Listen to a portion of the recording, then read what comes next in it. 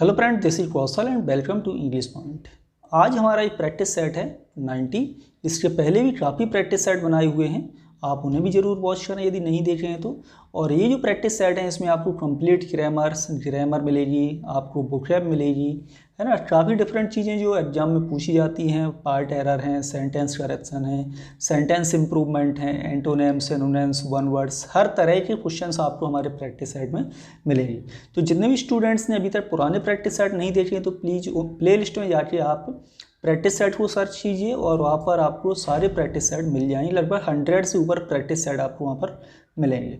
तो आज शुरू करते हैं हम अपना practice set number 19 and practice set number 19 में है, देखते हैं, select the most appropriate meaning of the following idiom. यहाँ पर एक ईडियम दिया हुआ है, इसका मीनिंग बताना है क्या होगा। एंड ईडियम लिखा हुआ है make much ado about nothing.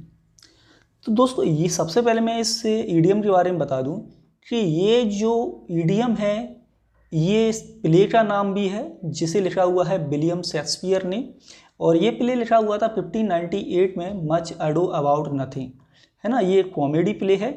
तो यहाँ पर मच अडो अबाउट नथिंग के लिए हमारे पास ऑप्शन है टू ट्रीट एज अनइम्पोर्टेंट, या to get rid of something, make a great fuss about trifle, या फिर मेक ए कन्फ्यूजन। तो make much ado about nothing का जो मीनिंग है वो है आपका option C, make a great fuss about a trifle. Okay, next है सेंटेंस नंबर 2 एंड इसमें है select the one word that can be used as a one word substitute for the given group of words. तो यहाँ पर ये बताना है, इसका वन वर्ड बताना है, one who Yeats too much, यानी एक ऐसा व्यक्ति जो बहुत ज़्यादा खाता है उसे क्या कहते हैं, ये आपको यहाँ पर बताना है। ऑप्शन है ग्रीडी, ग्रीडी मीन्स होता है लालची, क्लेवर, ग्लटन या हंग्री। तो एक ऐसा पर्सन जो बहुत ज़्यादा खाता है उसे कहते हैं हम ग्लटन। याद रखिए आपका ऑप्शन सी क्वेश्चन नंबर 2 का होगा राइट। नेक्स्ट है question number 3, select the grammatically correct sentence from the given option. यहाँ पर जो 4 ऑप्शंस हैं इनमें 4 सेंटेंस में से 8 सेंटेंस आपका सही है और 3 जो सेंटेंस है वो रॉन्ग है। आप लोग भी कमेंट करके ये बताना है आपको कि यहाँ पर कौन सा सेंटेंस आपका सही होगा। फर्स्ट ऑप्शन है you and Saurabh are either to blame for this financial loss. Second option है either you or Saurabh is to blame for this financial loss. Either Saurabh or you is to blame for this financial loss. या फिर either you और Saurabh are blame for financial loss. तो यहाँ पर दोस्तों 4 option में से बताने हैं कि कौन सा ऑप्शन आपका राइट होगा। सबसे पहले देखिए कि आपका यहाँ पर है सेकेंड पर्सन यू एंड ये है आपका, यहाँ पर आई थिंक एंड के स्थान पर और का यूज है, सभी में और है, ये होगा you or Saurabh are either to blame for this financial loss. तो यहाँ पर जो एक्जुलरी वर्ब है ये है आपकी आर, जो प्लूरल होती है, लेकिन जब भी हमारे 2 नाउन या प्रोनाउन और से जुड़े होते हैं तो लास्ट में जो प्रोनाउन होता है उसी के अकॉर्डिंग आती है। सौरभ सिंगुलर है तो यहाँ पर क्या आना चाहिए था, ए जाना चाहिए था, इसलिए ए ऑप्शन राइट नहीं होगा। नेक्स्ट देखते हैं कि आपका है either you or Saurabh is to blame for this financial loss. अब यहाँ पर है कि सबसे पहले देखिए आइदर और से जुड़े हैं, और से जुड़ा है तो लास्ट में जो ऑप्शन है उसके अकॉर्डिंग आएगा, तो यहाँ पर लिखा हुआ है एच, तो ये ऑप्शन राइट हो सकता है। चलिए और देखते हैं सी number, either Saurabh or you is to blame for this financial loss. अब यहाँ पर देखिए कि ये आपका लिखा हुआ है सौरभ और यहाँ पर लिखा हुआ है यू, यू के साथ क्या आना चाहिए था, आर आना चाहिए था, लेकिन यहाँ पर क्या है एज है, तो ये ऑप्शन नहीं होगा। नेक्स्ट है either you or Saurabh are blame, तो ये भी आपका रॉन्ग होगा क्योंकि सौरभ के साथ यहाँ एज, तो राइट ऑप्शन है वो है आपका ऑप्शन नंबर बी।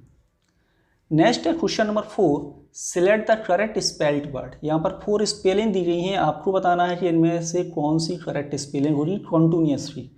तो कॉन्टिन्यूअसली जो करेक्ट स्पेलिंग होती है वो होती है आपकी CONTINUOUS, तो राइट ऑप्शन होगा वो होगा आपका option number B.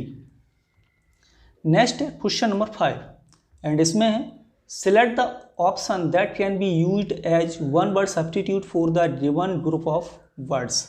One word बताना है यहाँ पर, और वन वर्ड के लिए ग्रुप ऑफ वर्ड्स हैं हमारे पास।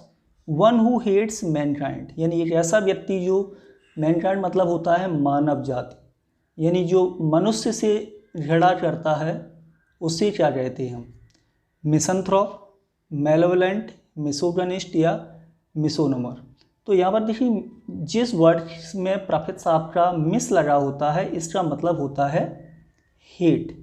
ठीक है, तो हेट तो यहाँ पर है, और यहाँ पर जो 3 वर्ड में दिया हुआ है मिस। ठीक है, अब हम यहाँ पर मिसंथ्रोप मीन्स होता है, और यहाँ पर जो एंथ्रोप रूट वर्ड है, एंथ्रोप मीन्स होता है मैनकाइंड। याद रखिए, जहाँ कहीं भी एंथ्रोप वर्ड लिखा होगा उसका मीन्स होता है मैनकाइंड से।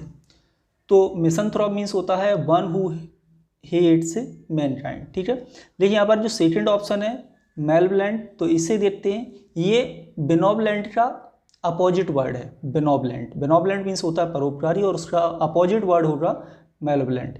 और मेलेवोलेंट के सिनोनिम्स की बात करें तो आप इसमें सिनोनिम्स के स्थान पर लिख सकते हैं मैलासियस लिख सकते हैं, या विक्ड, WICKED, ये इसके सिनोनिम्स होंगे मेलेवोलेंट के।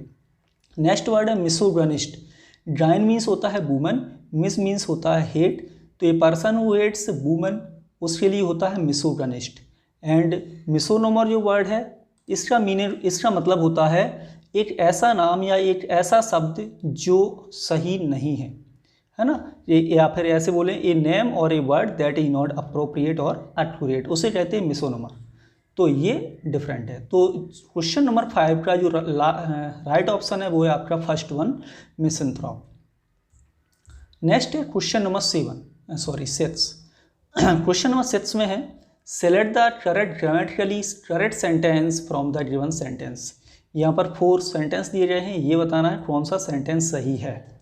Passengers are requested to be remaining seated, या passengers are requested to be remained seated, passengers are requested to remain seated, या passengers are requested to seated. तो टू के बाद पास्ट पार्टिसिपल फॉर्म नहीं आता, इसे हटा देते हैं। और पैसेंजर्स आर रिक्वेस्टेड, यही पैसिव वॉइस बना हुआ है, तो बाद में पैसिव वॉइस की ज़रूरत नहीं है, ये इस तरह से स्ट्रक्चर नहीं होगा। और बी वर्ब के बाद वर्ब की थर्ड फॉर्म लगाते हैं तो पैसिव वॉइस बनता है, यहाँ भी नहीं। राइट ऑप्शन होगा वो होगा आपका option number C, passengers are requested to remain seated. Next है question number 7 and question number 7 में है select the most appropriate antonyms of the given word. Surplus, surplus means होता है बहुत ज़्यादा होना। ऑप्शन है डिफिसिट, डिक्रीज, एविडेंट या सफिशिएंट। तो सरप्लस का जो राइट ऑप्शन होगा वो होगा option number A, deficit. Next है question number 8 and question number 8 में है select the most appropriate meaning of the following idiom. इसका ईडियम बताना है कि इसका ईडियम क्या होगा।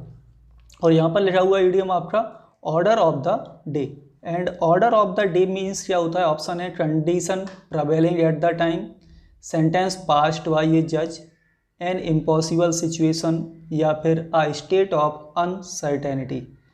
तो ऑर्डर ऑफ द डे जो आपका ईडियम है इसका मीनिंग होता है कॉमन, पॉपुलर और suitable at a particular time और फॉर अ पर्टिकुलर ओकेजन। यानी किसी निश्चित समय पर कोई चीज़ सूटेबल या बहुत ही पॉपुलर या कॉमन होना। तो राइट ऑप्शन है ऑर्डर ऑफ द डे का option A, condition prevailing at the time, ये राइट ऑप्शन यहाँ पर होगा। नेक्स्ट है question number 9 and question number 9 में है select the most appropriate antonym of the given word. Transparent, transparent means होता है पारदर्शी, ट्रांसपेरेंट मीन्स होता है पारदर्शी। तो इसका बताना है एंटोनिम्स, अपोजिट बताना है। क्लियर, क्लियर मीन्स भी होता है आपका स्पष्ट। ऑप्री, ऑप्री मीन्स होता है अस्पष्ट, है ना, यानी अपारदर्शी। तो इसको हमें बताना भी क्या है, एंटोनिम्स बताना है। तो ट्रांसपेरेंट का ऑप्शन बी होगा राइट। नेक्स्ट है select the most appropriate meaning of the following idiom, यानी इस ईडियम का बताना है हमें मीनिंग क्या होगा। एंड ईडियम है आपका pull the strings. Pull the strings means होता है to use your influence in order to get an advantage from somebody, यानी कि अपने प्रभाव का प्रयोग करके किसी दूसरे व्यक्ति का फ़ायदा लेना। तो ऑप्शन है यहाँ पर to be very friend, to reduce speed, to manipulate या फिर टू बी फ्रेंड। तो राइट ऑप्शन होगा इसका वो होगा पुल द स्ट्रिंग का टू मैनिपुलेट। तो आज की क्लास में दोस्तों इतना ही, नई क्लास में मिलेंगे कल फिर। आज की क्लास आपको कैसी लगी कमेंट करके जरूर बताना है और अपना टोटल स्कोर बताना है कि आज 10 क्वेश्चंस में से आपके कितने राइट हैं। इसी के साथ साथ जितने स्टूडेंट्स पहली बार आए हों वो हमारे चैनल को सब्सक्राइब जरूर करें एंड बेल आइकन को प्रेस करें। Thank you for watching this video.